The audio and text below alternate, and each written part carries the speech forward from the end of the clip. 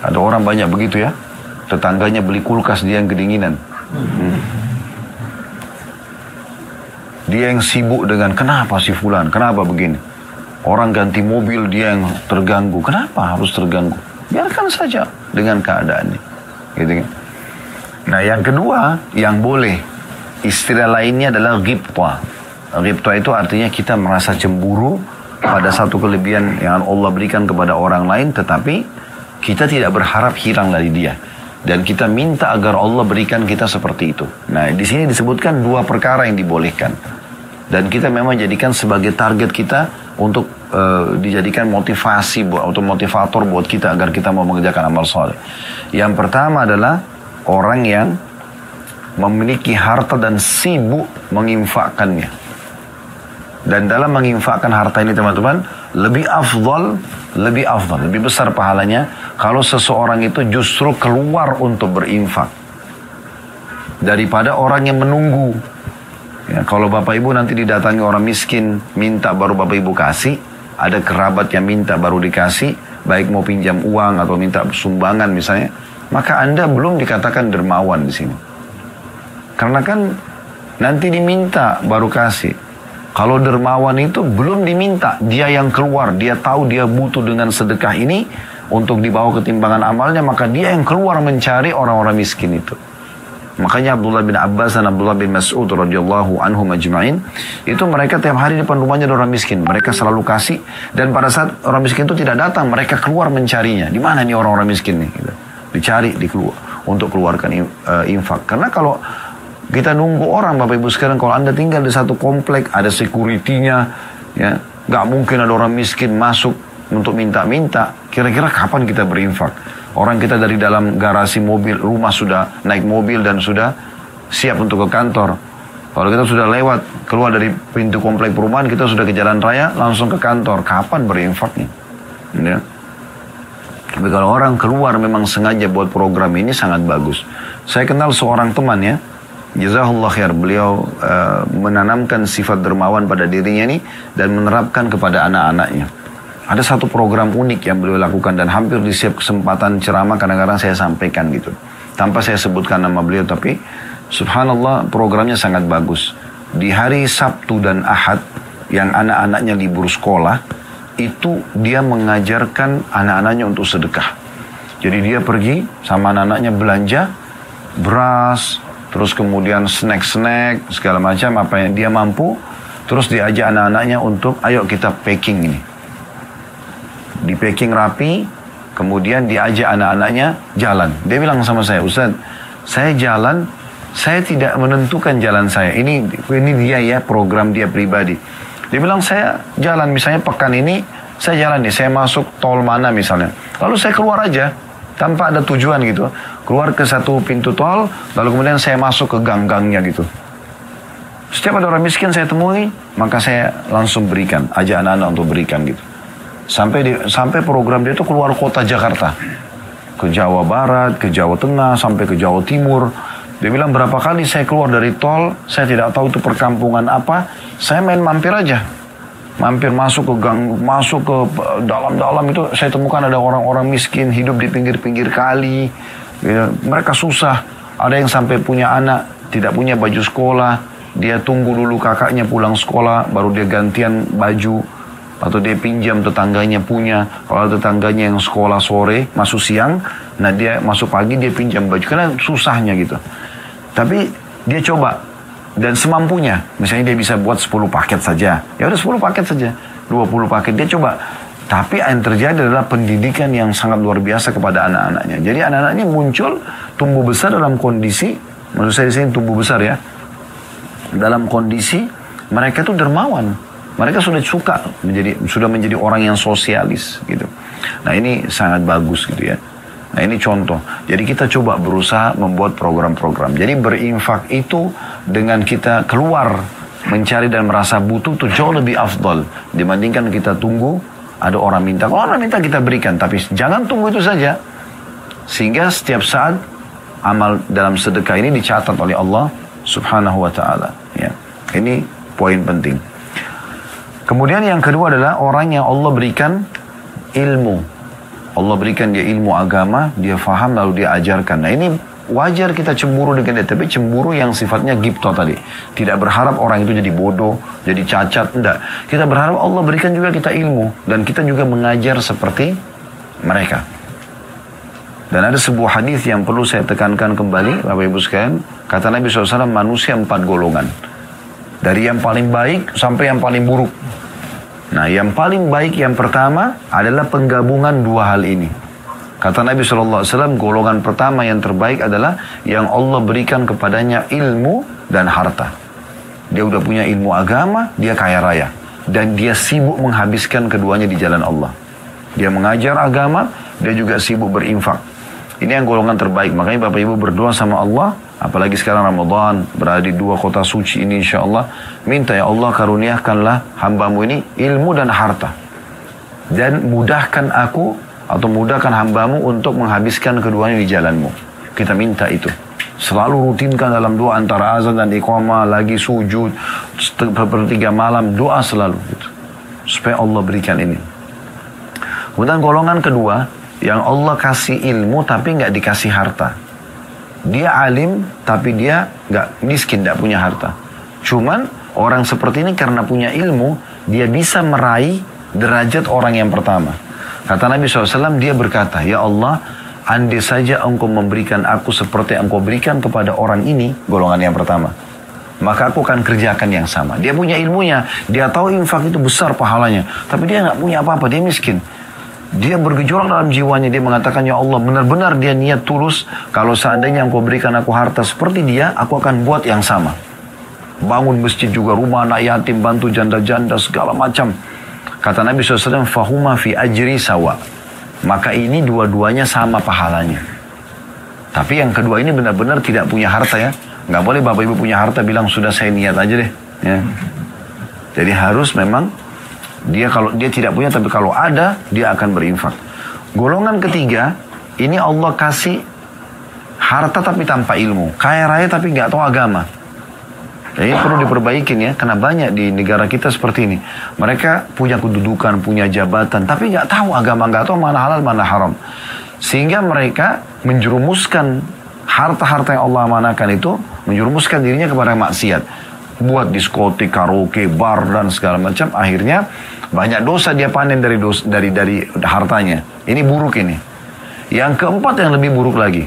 Orang yang tidak diberikan harta dan sudah miskin, tidak diberikan ilmu agama, bodoh. Lalu kata Nabi SAW, dia bukan lihat golongan 1 sama 2, tapi dia lihat golongan yang ketiga, yang tadi punya harta tapi habis digunakan maksiat. Maka dia bilang, kalau seandainya saya punya harta, saya akan buat seperti orang ini, orang yang ketiga tadi. Maksudnya saya juga akan bangun diskotik, bar, apa, buat maksiat, foya-foya. Maka kata Nabi SAW, fahuma fi wazri sawa. Maka golongan yang keempat ini sama 3 sama-sama dosanya. Ini udah miskin, udah bodoh, nanggung dosa orang-orang kaya yang buat maksiat, coba. Oleh karena itu, 2 poin ini penting. Ini penggabungan antara golongan yang tadi boleh kita iri, ya. Hadis selanjutnya atau hadis kedua dalam bab ini nomor 550 berbunyi dari Ibnu Mas'ud radhiyallahu anhu, beliau berkata, Rasulullah SAW bersabda, ayyukum malu warithihi ahabbu ilaihi min malihi. Qalu ya Rasulullah, ma minna ahadun illa malu ahabbu ilaihi. Qala fa inna ma lahu ma qaddama wa ma warithihi ma akhar. Hadis ini juga riwayat Bukhari Muslim. Terjemahannya kata Nabi SAW, siapakah di antara kalian yang lebih mencintai harta ahli warisnya daripada hartanya sendiri? Mereka menjawab, ya Rasulullah, tidak ada seorang pun di antara kami melainkan dia lebih mencintai hartanya sendiri. Maka Nabi SAW bersabda, sungguhnya hartanya adalah apa yang dia infakkan. Sedangkan harta ahli waris adalah apa yang dia simpan. Bisa difahami makna hadisnya ya. Jadi makna hadis ini teman-teman sekalian, Nabi SAW mengatakan, dan ini ada salah satu retorika yang Nabi sering sampaikan, dan ini bagus juga digunakan oleh para guru, para da'i, para pengajar. Ada saatnya mereka bertanya kepada audiens itu, pertanyaan untuk menarik perhatian, jazbul intibah bahasa Arabnya gitu ya.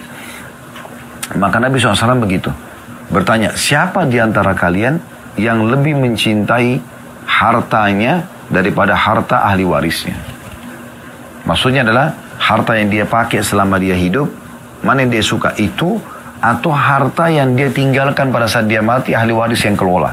Dia kelola sendiri atau ahli waris kelola? Maka kata para sahabat, tentu ya Rasulullah, kami lebih suka kalau kami yang kelola sendiri harta kami. Karena kan kalau kita tahu, kita bisa larikan ke masjid, ya kita bisa alokasikan di masjid, rumah anak yatim, kita bisa ngatur lah, bantu orang yang susah, bantu sedekah buat orang tua dan seterusnya.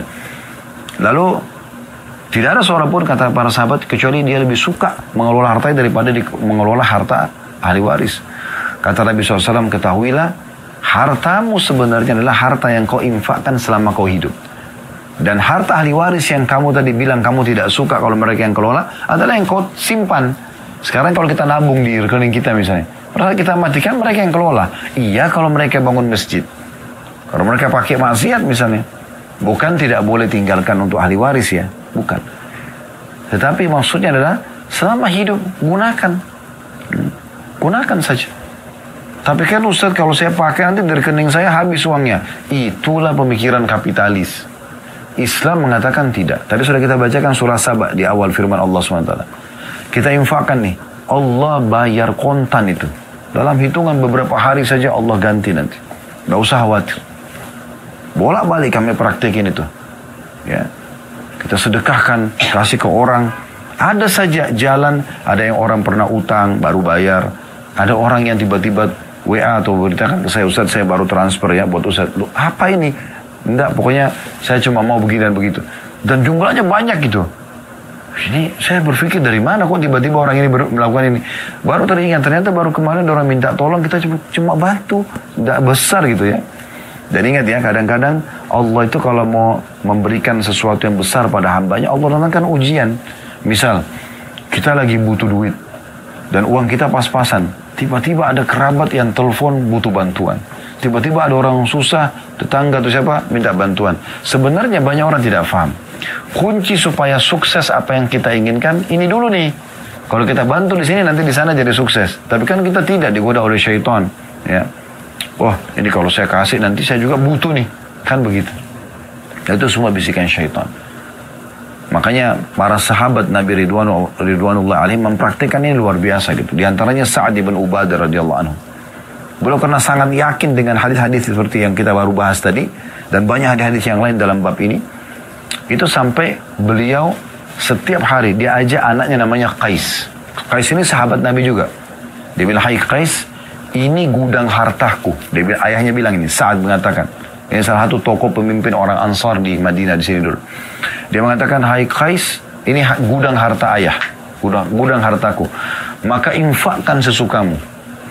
Jadi anak sama ayah ini setiap hari, karena zaman dulu belum ada media kayak kita sekarang, untuk mengiklankan supaya ada orang yang mau menerima infak mereka naik ke atap rumah, baru teriak, hai muslimin penduduk Madinah, siapa yang butuh sesuatu ambil, datang ke tempat kami. Tiap hari. Kalau kita pikir teman-teman sekalian secara akal-akalan kita, dan secara pemikiran orang kapitalis, habis gak kira-kira hartanya? Kita iklanin. Ya, di RT kita aja deh. Ya. Teriak-teriak di rumah, siapa yang butuh bantuan silakan ambil beras saya di dapur. Ya, kan kalau kita pakai akal-akalan manusia habis kan, tapi subhanallah tidak seperti itu. Disebutkan dalam riwayat, teman-teman kalau lihat di YouTube kami di Khalid Basalam Official, di playlistnya ada kisah sahabat, kisah Sa'ad bin Ubadah. Ini termasuk sahabat yang paling kaya raya di kota Madinah. Ya. Dan beliau meninggalkan banyak sekali warisan. Padahal tiap hari, memang beliau punya kebun kurma ya. Tapi tiap hari kerjanya sedekah. Dan kalau sedekah nggak nanggung-nanggung. Diiklankan. Ayo siapa yang mau gitu. Sampai anaknya Qais itu tiap hari keluar cuma cari siapa yang mau bantuan. Begitu. Dia bawa harta ayahnya. Sampai pernah dalam satu riwayat Bukhari, Abu Bakar sama Umar. Ini Abu Bakar orang dermawan juga kan. Tapi keduanya heran lihat Qais. Sampai Abu Bakar sama Umar berbicara gitu. Berdua. Dalam riwayat ini mereka mengatakan satu sama yang lain, ini Qais ini akan habisin harta ayahnya nih. Ini luar biasa. Bawa infak gak tanggung-tanggung. Keluarin pokoknya sedekah. Maka kebetulan pada saat Abu Bakar sama Umar lagi ngobrol, Sa'ad lewat. Lalu Sa'ad teriak dengan suara keras, siapa yang mau membantuku melawan Abu Bakar sama Umar? Begitu dia katakan. Bukan untuk berantem ya. Terus orang-orang pada ngumpul, ada apa Sa'ad? Ini Abu Bakar sama Umar, luar biasa. Dia bilang siapa yang mau menolongku gitu. Lalu kata mereka, kenapa? Dia bilang, saya mengajar anak saya dermawan, kedua orang ini mengajar anak saya supaya pelit. Saya yang suruh berinfak, kenapa dia? Dia katakan seakan-akan, jadi dia saat ini takut, bisikannya Abu Bakar sama Umar ini anak ini akan habisin harta orang tua. Membuat anaknya berhenti sedekah gitu, bayangkan. Itu luar biasa gitu. Coba dibaca kisah Sa'ad bin Ubadah. Talha bin Ubaidillah. Setiap hari. Sahabat dari 10 dijamin masuk surga. Setiap hari keluar di Madinah ini. Cari. Zaman dulu ada pasar budak. Ke pasar budak. Dia beli budak semampunya berapa orang. Dalam riwayat hampir setiap hari sekitar 30 sampai 36 budak. Dia bebasin. Tiap hari. Dan sebelum dibebasin dia beli pakaian. Apa yang dia pakai. Beli baju yang kembar. Ya. Nilainya sama, jenisnya sama, warnanya sama, dikasih ke budak-budaknya. Sehingga dikatakan dalam sejarah Talha bin Ubaidillah, kalau dia lagi jalan, kalau orang belum kenal wajahnya, orang tidak bisa bedain mana dia, mana budaknya. Pernah gak teman-teman, ini ibu-ibu nih, pernah gak berpikir beli baju atau mau kena disamain sama pembantunya? Hah? Pernah gak bapak-bapak sini beli baju dikasih sama supirnya? Hah?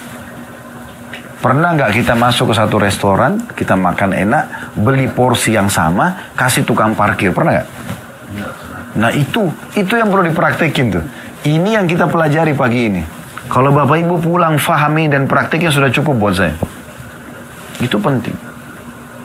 Jadi perlu kita fahami, dermawan adalah salah satu sifat Islam. Seorang muslim harus begitu. Dan memang tidak boleh perhitungan di jalan Allah. Coba praktekin ini. Seminggu ke depan, sebulan ke depan, lihat bagaimana hasilnya Allah berikan kepada kita.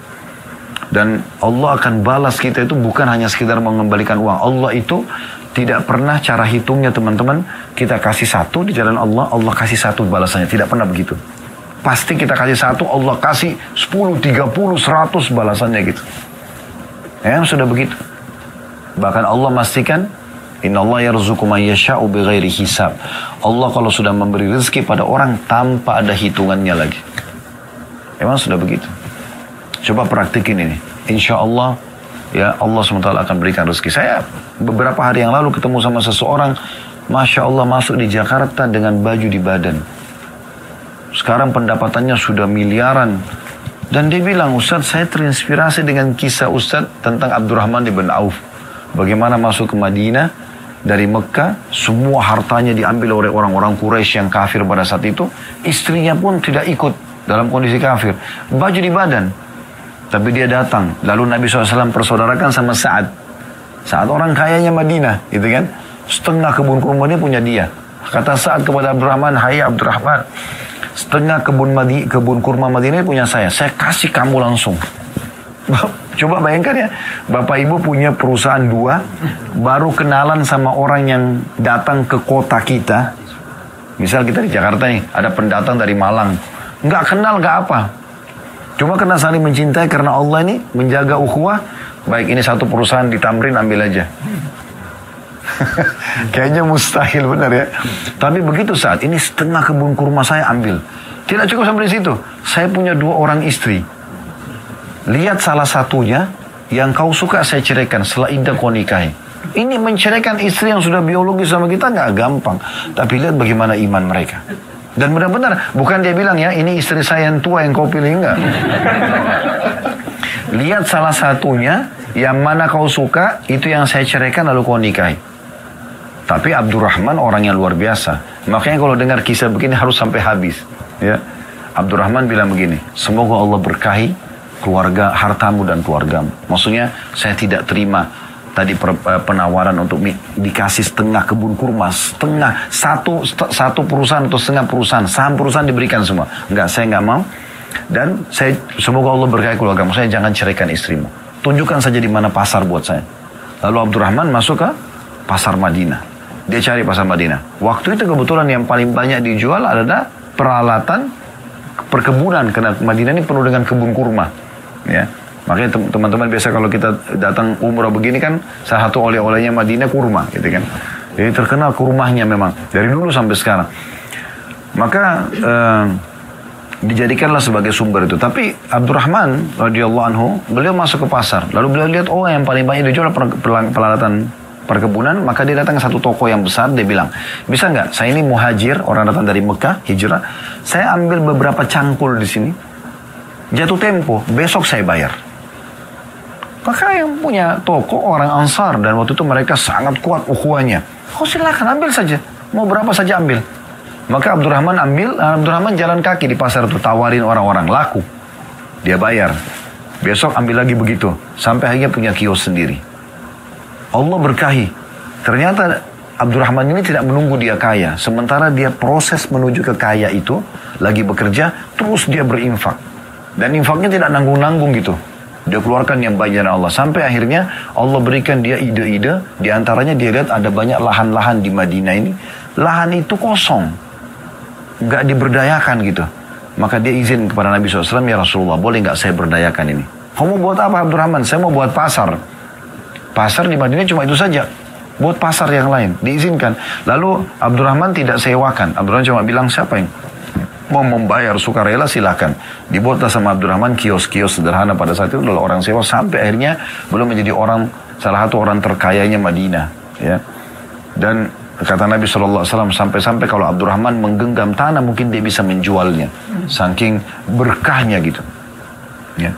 Tapi seperti itulah bagaimana mereka dalam mempraktikkan infak ini gitu. Infak ini. Dan mereka sangat yakin justru itu pangkal kekayaan buat mereka. Tentu teman-teman sekalian, jangan juga Anda bilang, Ustadz saya kalau infak sekarang 100 real, Allah balas gak langsung 1000 real pada detik itu? Ya tidaklah. Bukan begitu caranya, jangan nagih begitu sama Allah. Nanti hanya kalau tidak datang Anda su'zan, sangka buruk sama Allah. Tidak. Udah, infak aja dulu niatnya pahala. Nanti Allah datangkan rezekinya. Dan rezeki itu luas. Bisa Allah berikan kesehatan. Bisa Allah berikan keturunan. Bisa Allah perbaikin keadaan pasangan yang tadinya emosional. Allah ganti dengan akhlak yang baik. Banyak yang bisa Allah berikan. Tapi juga Allah akan berikan rezeki dari sisi materi yang kita keluarkan gitu. Jadi ini penting sekali. Kemudian hadis selanjutnya 551. Dari Adi bin Hatim radhiyallahu anhu bahwasanya Rasulullah SAW bersabda, ittaqun nara walau bisyikki tamrah. Takutlah kalian dan selamatkan diri kalian dari api neraka walaupun hanya dengan bersedekah, ya, separuh kurma. Maksudnya apa hadis ini? Hadis ini riwayat Bukhari Muslim. Kalau seandainya kalian tidak punya kecuali satu butir kurma, artinya miskin, susah. Kita nggak punya kecuali satu butir kurma. Ya, dan Nabi SAW berikan perumpamaan kurma karena waktu itu di Madinah kurma ini melimpah sekali. Dan murah harganya. Sampai sekarang pun masih murah, bisa terjangkau. Kita bisa beli kurma dengan 5 real, 10 real gitu ya. Ya tergantung kualitasnya. Tapi Nabi SAW memberikan contoh kurma. Kalaupun kau tidak punya kecuali satu butir kurma, maka tetap jangan makan semuanya. Potong 2, setengahnya sedekahkan. Selamatkan dirimu dengan sepotong kurma itu dari api neraka. Apa maknanya hadis ini? Sedekah bisa menyelamatkan dari siksa Allah Subhanahu wa taala. Ya. Dalam hadis lain kata Nabi SAW, as-sadaqatu tudfi'u ghadabur rahman. Sedekah itu akan meredam murkanya Allah yang Maha Pemurah. Abdullah bin Abbas berkata radhiyallahu anhu, kalau saya menemukan perkara saya belum dapat solusinya, maka saya segera bersedekah dengan niat agar Allah memberikan jalan keluar dari masalah saya. Dan memang Allah berikan jalan keluar. Allah berikan jalan keluar. Ya, jadi ini resep harus benar-benar dipraktikin. Ibrahim alaihissalam yang masyhur sekali, beliau setiap kali istrinya masakin masakan, nggak pernah makan sendiri. Dia buka pintu rumahnya, siapa saja yang lewat dipanggil. Siapa saja lewat, silakan makan sama saya. Maka dimakan makanan itu berdua gitu.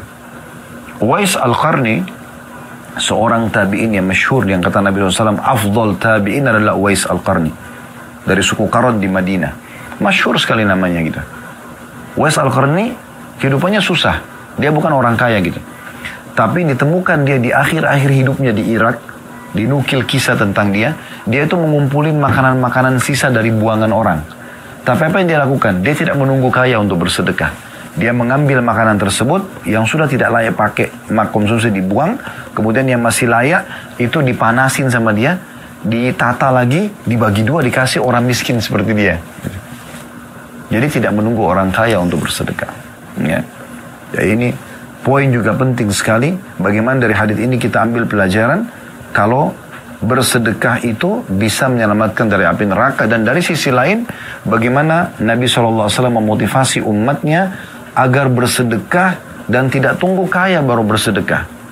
Ya. Dalam sebuah hadis yang lain, kata Nabi SAW itu ditanya, sedekah apa yang paling afdal? Beliau mengatakan, engkau bersedekah sementara engkau justru lagi puncak-puncaknya mencari harta, ya, berharap kaya dan takut miskin. Justru itu puncaknya. Pahalanya besar sekali. Kita tutup dengan dua buah hadis, ya. Hadis nomor 552 dari Jabir radhiyallahu anhu. Beliau berkata, "Ma su'ila Rasulullah sallallahu alaihi wasallam syai'an qattun faqala la." Hadis riwayat Bukhari Muslim. Rasulullah SAW tidak pernah dimintai sesuatu pun, lalu beliau jawab tidak. Maknanya apa? Setiap ada orang minta, pasti Nabi kasih. Tidak pernah beliau tolak. Coba Anda jujur, berapa kali Anda tolak orang dalam hidup Anda? Ya? Selalu negosiasi sama syaitan, ya. Karena setiap kita mau infakkan, apalagi kalau lama-lama infaknya. Pas kita mau keluarin 100 ribu, syaitan bisikin, "Nggak usah, itu orang mampu."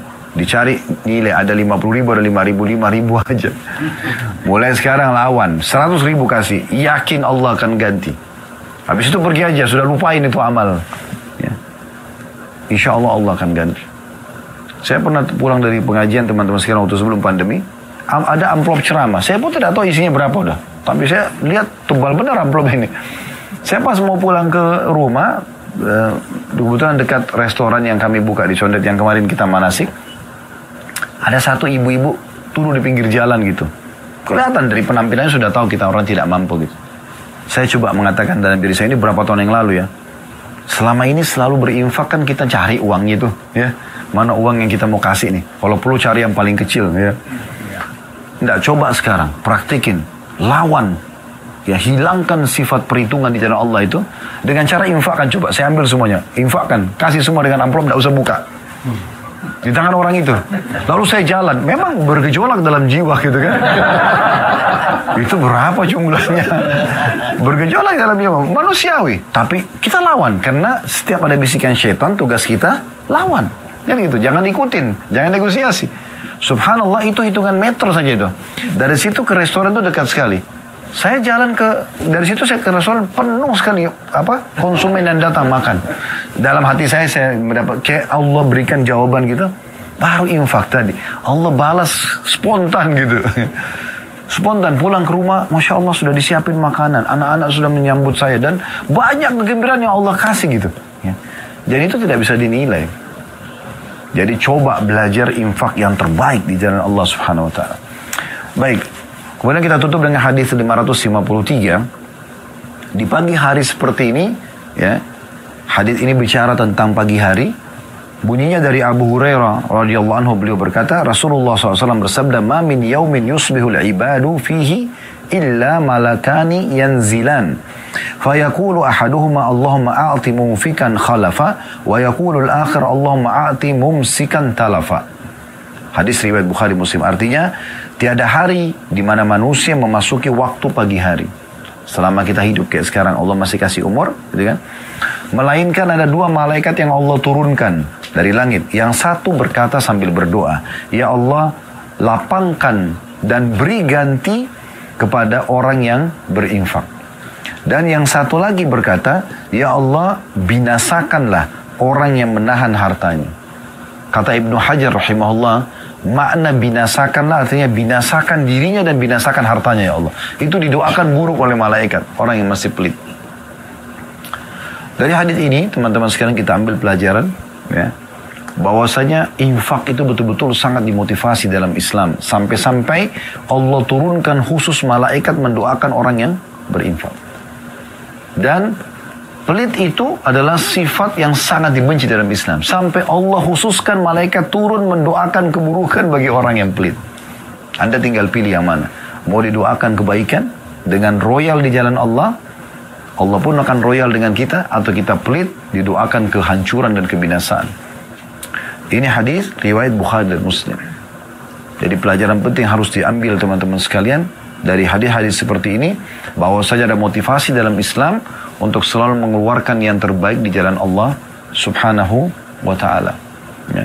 Dan kalau Bapak Ibu mau banyak membaca ayat-ayat Al-Quran tentang infak, bisa kembali ke surah Al-Baqarah dari ayat 262 sampai 272 tadi yang kita baca, atau 273.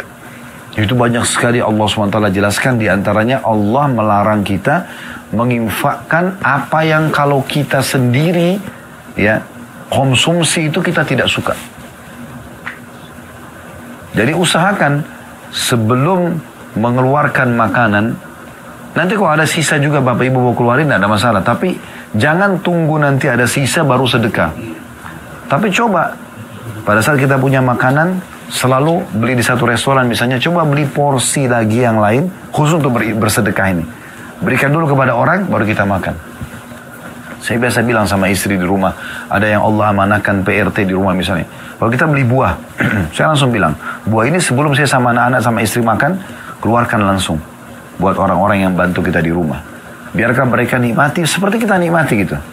Dan itu Masya Allah tidak pernah berhenti rezeki datang dengan izin Allah SWT. Tapi kalau kita sengaja, ini jangan disentuh ya. Nggak boleh nih makanan saya. Akhirnya membuka pintu curi. Ya. PRT-nya mencuri. Dia pengen lihat anggur itu, dia pengen lihat apel itu, akhirnya dicuri sama dia. Ya, kan? Ada orang bahkan saking pelitnya, anaknya pun dimarahi gara-gara makan. Ada ibu-ibu lagi pengen makan kolak, buat enak buat dia. Dia bilang sama anaknya, jangan makan, ini punya ibu ya. Siapa Bu yang biasa begitu? Padahal sebenarnya biarin mereka makan, tidak masalah gitu. Saya kadang-kadang kalau pulang istri saya bilang, anak-anak tadi makan itu sudah nggak masalah, rezeki mereka. Kata Nabi SAW, tidak akan wafat satu jiwa sampai semua rezekinya akan diberikan oleh Allah. Kalau itu makanan rezeki orang itu akan masuk di mulut dia, bukan di mulut kita, dengan cara Allah. Ya udah. Untuk apa kita berkeluh kesah? Alhamdulillah, Allah masih kasih kesempatan kita dapat pahala dari situ. Kan begitu. Bisa ditangkap pesannya ya? Jadi siap berinfak ya? Ya, mulai sekarang harus praktek. Saya tidak butuh dibilang, oh tadi ceramahnya bagus, tidak penting. Sepanjang lidah, dapat apa. Tapi praktikin. Itu yang penting. Coba mulai sekarang, jangan lagi 1 real. Ya. Coba 50 real, coba 100 real gitu. Coba gitu kan. Dan sekali lagi, jangan perhitungan. Ya.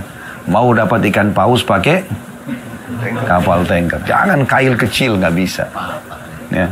Semua bermanfaat kalau benar dari Allah SWT. Kalau salah dari saya, mohon dimaafkan. Subhanakallahumma bihamdika, asyhadu an la ilaha illa anta astaghfiruka wa atubu ilaik. Wassalamualaikum warahmatullahi wabarakatuh.